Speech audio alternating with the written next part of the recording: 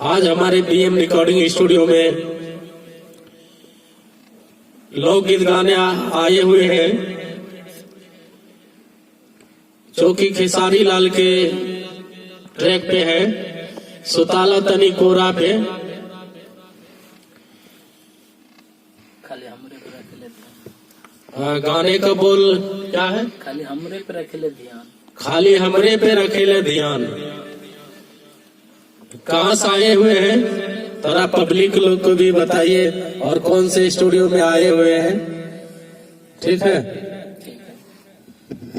मेरा नाम राजेश मंडल है, मैं पूर्णिया जिला से आया हूँ। घर मेरा लाठी मरवाड़ी टोला है और वहाँ से चल के मैं आया हूँ।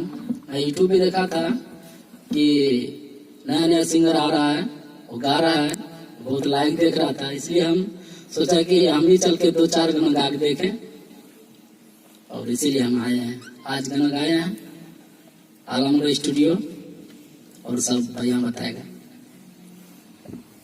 चलिए ठीक है, ट्रैक लगाते हैं। जो भी गाए हुए हैं पब्लिक को सुना दीजिए। ठीक है। ठीक है।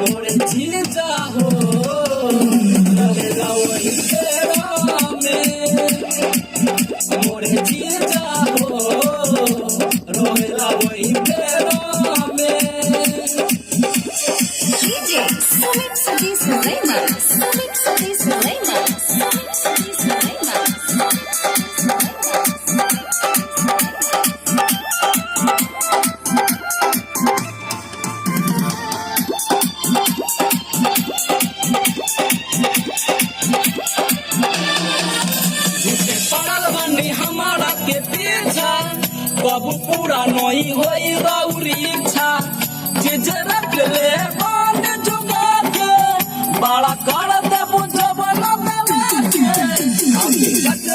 हमारा जवानी जिद करवत बड़े परेशानी रगत काहे करेला ऐसे हो मुन्ना मतलब के जैसे हो कि नाम वाला घेरा में मोरे जीजा हो रोवेला वही घेरा में मोरे जीजा हो रोवेला वही घेरा में।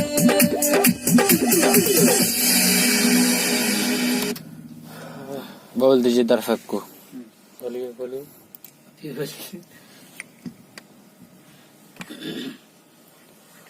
कैसा लगा ये गाना कमेंट में जरूर बताइएगा।